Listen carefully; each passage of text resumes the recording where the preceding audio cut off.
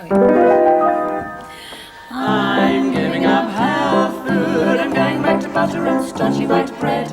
I'm giving up... Fascinating Aïda is a success story in the British music world. After starting work in a London pub in 1983, the trio is now completing its second Australian tour and planning one for America. Fascinating Aïda is made up of Britishers Dilly Keane and Adele Henderson and Hobart-born Denise Warmby, who joined the group in 1986 after the previous soprano retired. Their material is usually satirical but almost universally applauded.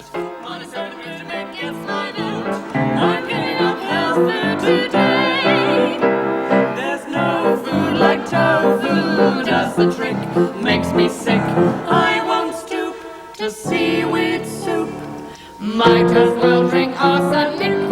I'm giving up fibre, you can inscribe an epitaph on my grave. Adele Anderson. We've been all over Australia, certainly all over the East Coast and down to Tasmania as well. And we've had great reviews and marvellous audiences. Dilly, how would you describe what it is that you do? Songs, lots of fun, lots of surprises for the audience. It's an intimate review performed by three people in the old-fashioned way with new-fashioned thoughts. It's very like Flanders and Swan.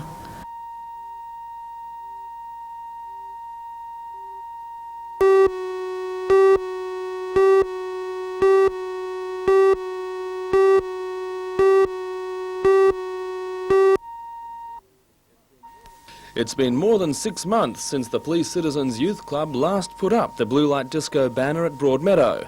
Competition from other discos for the teen and junior market forced them to close the discos in July. But the tables have turned. The commercial competition has closed and the Blue Light is about to return this Friday night.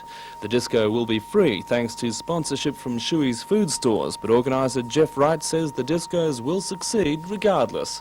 It's a proven thing that the discos have had a 3-year syndrome. After 3 years they do decline a little bit, but basically overall our disco was very, very strong and popular with an average attendance of 1,200 each monthly disco, and we feel sure that we'll get back to that status straight away, and from there we just hope we can go from strength to strength.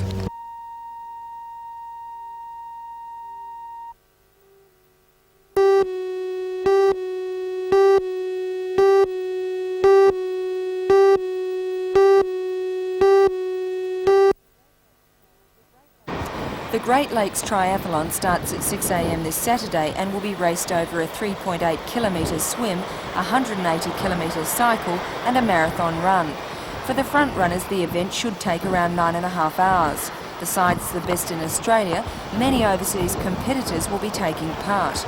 For the first time, the Great Lakes Triathlon will be the sole qualifying event for the Hawaii Ironman, which is the World Championship of full-distance triathlons. 300 entries have already been received, including 15 from Newcastle. 3 of those, Bob Scammell, Tony Stevens and Craig Coates, went to Hawaii last year, and along with the others are hoping to do well enough to qualify for this year's World Championship. I think everyone would like to go, all 15 of us. Some people have got their sights set solely on getting to Hawaii. The Great Lakes this year's got, I think it's 50 qualifying places, and like I say, I think everyone will get into that range.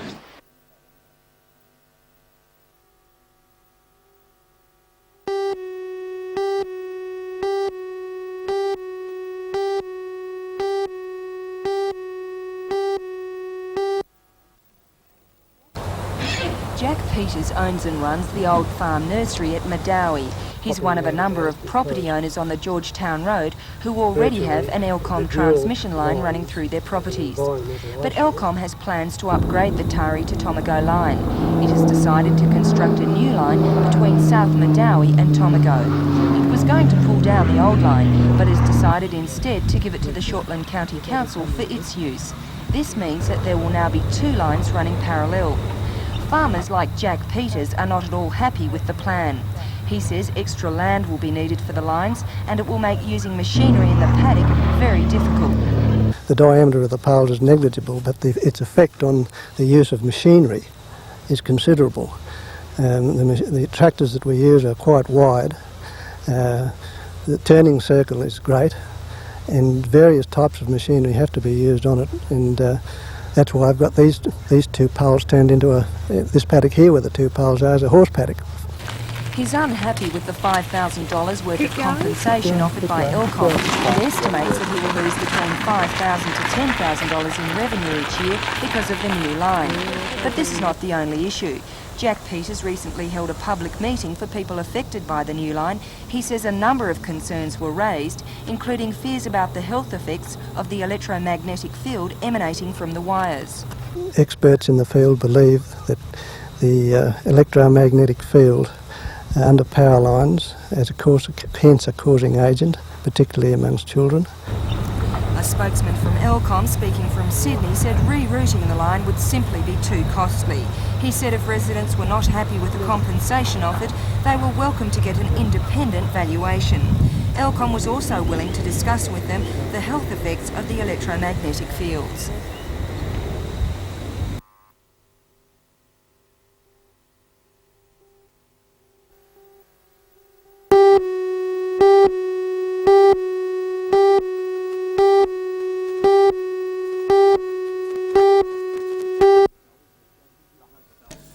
The Hunter Valley has gained an international reputation for its quality wines and its potential for tourism.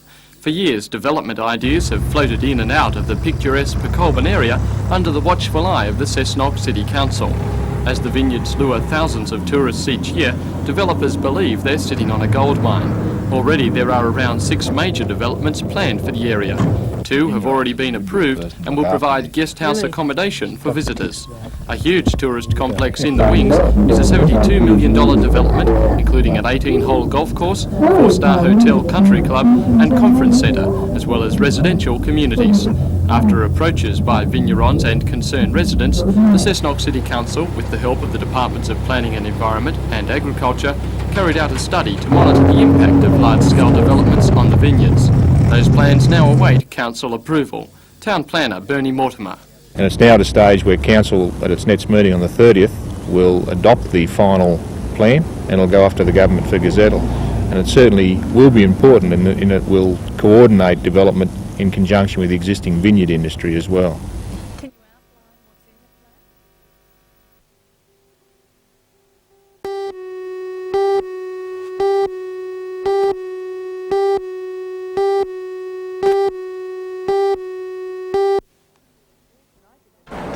Tonight in the news we report on the results of a study into the effects of using anti-inflammatory drugs. It's been found 20% of the region's elderly are taking medicines which can treble the chance of developing duodenal or stomach ulcers. For all the news, join us tonight at 6.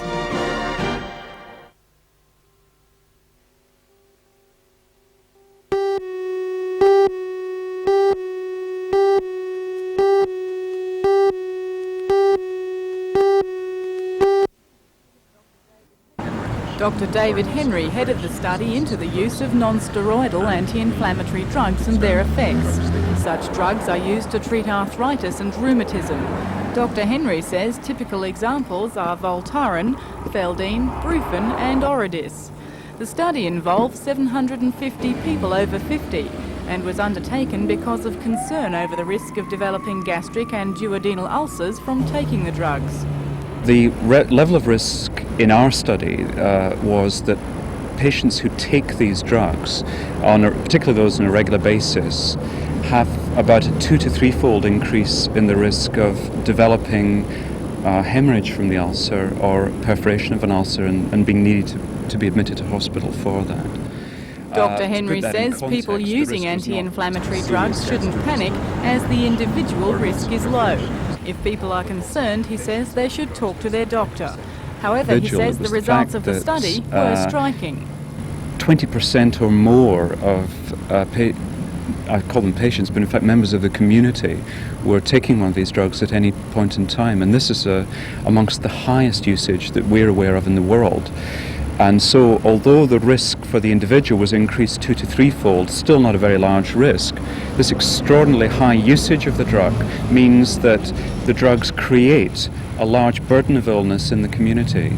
Perhaps 20 to 30% of all patients with gastrointestinal bleeds or ulcer perforations have actually had their disease caused by the drugs in the Hunter region. The doctor says he doesn't know why so many of the anti-inflammatory drugs are used in the Hunter region, but he says Newcastle is known as the analgesic capital of the world, and people may now be turning to prescription drugs in place of those they once bought over the counter.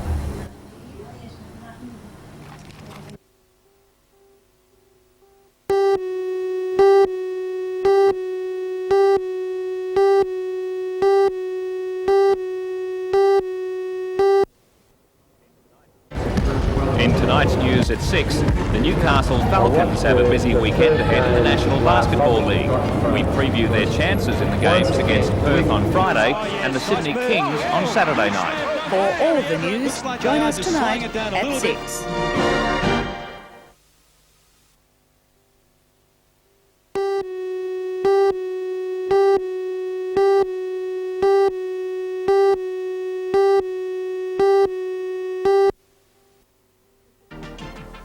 With the depressed employment market, the Cardiff Workers Club and the New South Wales Government have embarked on an innovative job search program to help unemployed locals.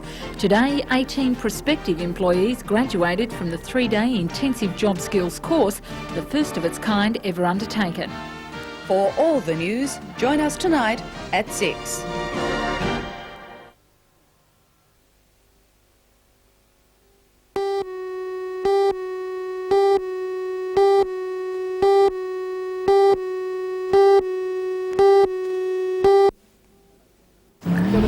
Over 160 road races of varying shapes and sizes converge on Milbrodale for the 1988 CBS Explosives Mountain Classic, the venue for this year's New South Wales Long Course Championship.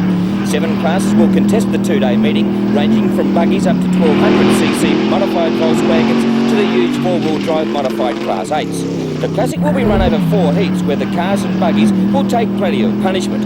Each heat will be of 2 laps of 18 kilometres around some of the most beautiful scenery in the valley. An added attraction this year is the appearance of 4 of Australia's leading touring car drivers who will compete in a special teams event. Dick Johnson is a little apprehensive and isn't exactly sure how he became involved. I don't know, I suppose it's something different, a challenge. You know, we've had NASCARs, we've had all sorts of things this year. What are you expecting from the vehicle? Well, I'm expecting the driver to keep it in one piece till the end of the day. That's the main object of the exercise. Andrew Madecki's run of bad luck from Symmons Plains continued as he endeavoured to come to grips with off-road racing. I can say Symmons Plains is bad luck. I have to put this little touch here down to bad management, I must be honest. How have you enjoyed driving the vehicle so far? Well, I haven't done many miles, but it's great fun. It really is. It's a very well thought out 4-wheel drive, and I must say I'm very, very impressed. First time I've done anything like it, and it's good. You're driving with Ian Headley, the Australian short course and long course champion. As George Fury and Glenn Seaton have teamed with champions Harold Gill and Les Sivia in the Nissan Patrols, and Les points out that the Class 7s can be competitive with the Class 8s. These Nissans in their class are winners, but even against the Class 8 modified 4-wheel drives, they can keep their own with them, even though there's probably 300 or 400 horsepower difference in them. Ford victory or Nissan victory, one thing's for certain. Courtesy of the valuable time given up by the 4 superstars, the Blind Society and the Spastic Centre will benefit immensely from the proceeds of the meeting.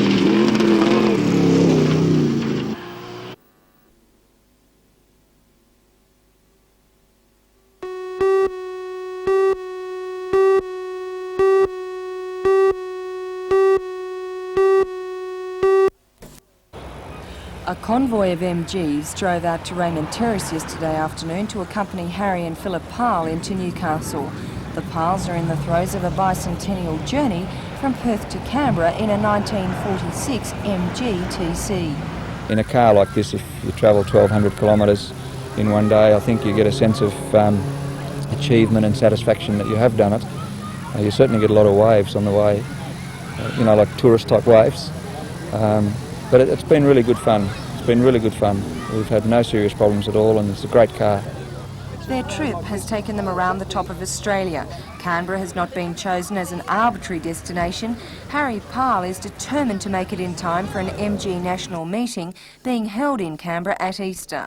It's an annual rally that's held in one of the eastern states cities every year, This year it's a big year for the MG car clubs because it's our bicentenary, and for that reason it's being held in Canberra, and we're getting more and more cars.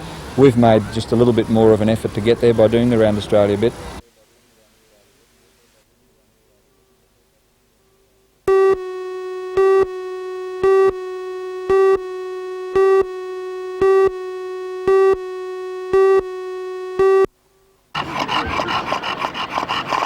The Bulldogs came in all shapes and sizes, but with two things in common. They were groomed till they shone and were under strict orders to behave impeccably. Bulldogs were first bred in England hundreds of years ago, specifically for fighting bulls. Today they are kept as pets, and their owners say they're very gentle, at least with people. The dogs were competing in 7 classes, judged by English-British Bulldog expert Sheila Alcock. Winning show dogs are those which most accurately conform to standards of body proportion and build set down in England last century.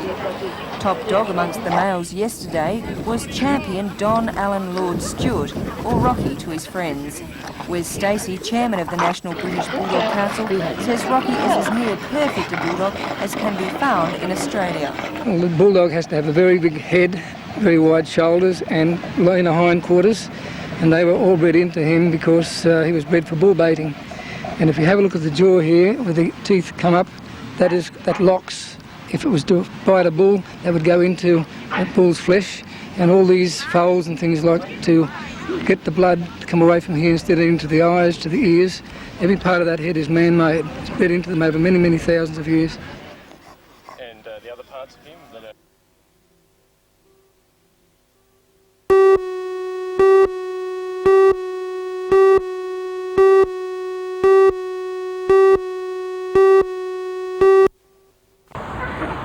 The messages from nearly 3,000 local peace supporters were waved high as the marchers made their way down Hunter Street to Civic Park. Local Aborigines led the parade that represented supporters of the Newcastle Peace Forum, the Aboriginal Support Group, People for Nuclear Disarmament, Christians for Peace and the Nuclear Disarmament Party. With the theme of a just and free Australia in a nuclear-free Pacific, the message of world peace came close to home for some onlookers. At Civic Park, the result of world conflict was outlined by key speakers. In the last 100 years, 50 million people have been killed directly as a result of war. There are today, across this relatively small globe, 22 separate wars underway today. Believing that better relationships between blacks and whites was the first step in Australia's contribution to world peace, Aboriginal activist Evelyn Barker says there's a great need for change from within. In the present state of world affairs, where human rights and the means of staying alive are being denied to many, we need to look at attitudes and how attitudes can affect us. Then the Awabakal dance group performed before the crowd of thousands, helping to bridge the gap of understanding between cultures.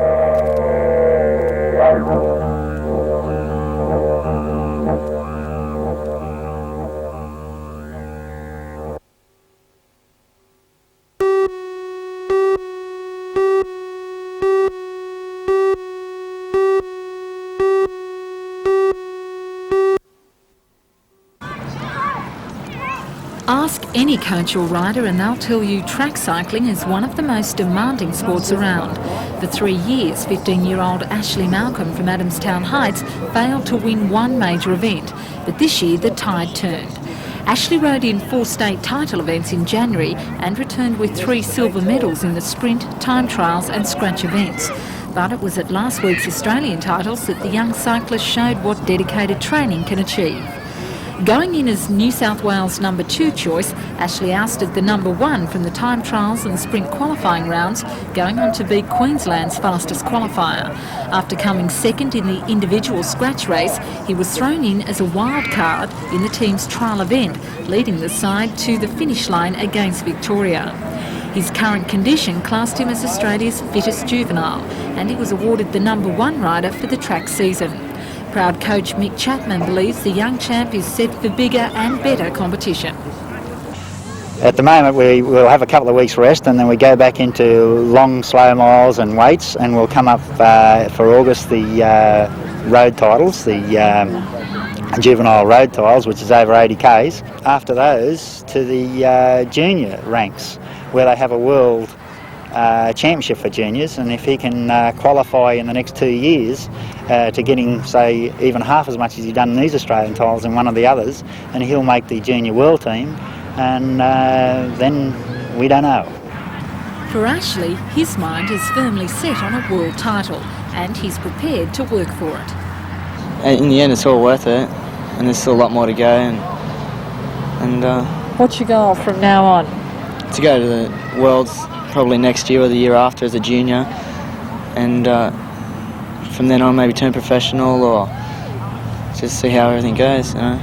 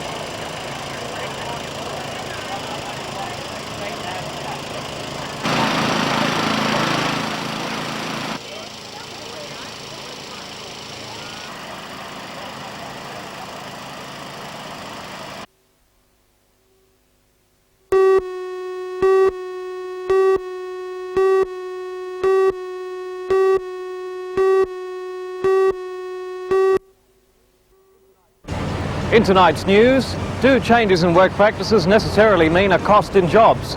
Well, ComSteel at Waratah has proven that's not the case and have been rewarded with a $1.7 million grant from the federal government. For all the news, join us tonight at 6.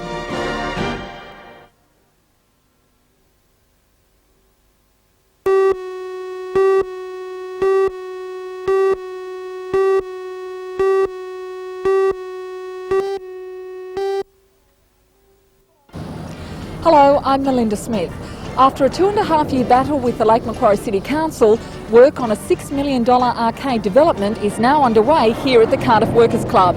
The complex is the first of its kind in the region and sets out to cater for the community needs of patrons and their guests. For all the news, join us tonight at 6.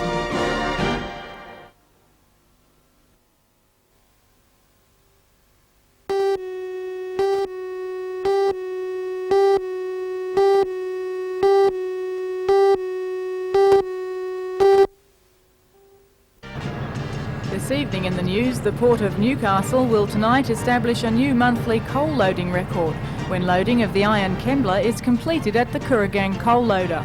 Officials expect similar loading figures in the months ahead. For all the news, join us tonight at 6.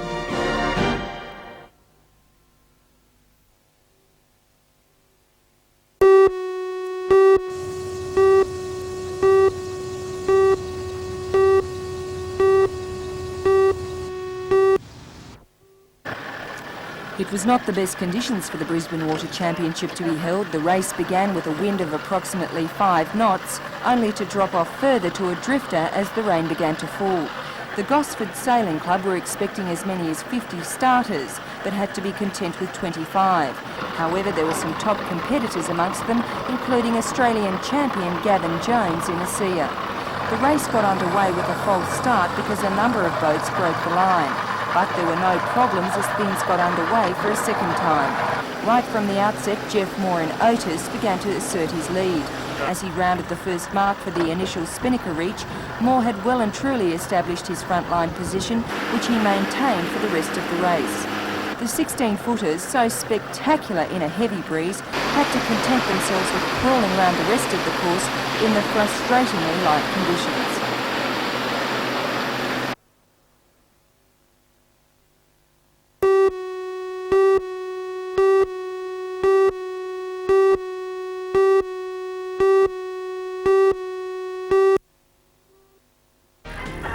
In tonight's news, Williamtown RAF Base personnel say goodbye in traditional Air Force style to their highest ranking officer.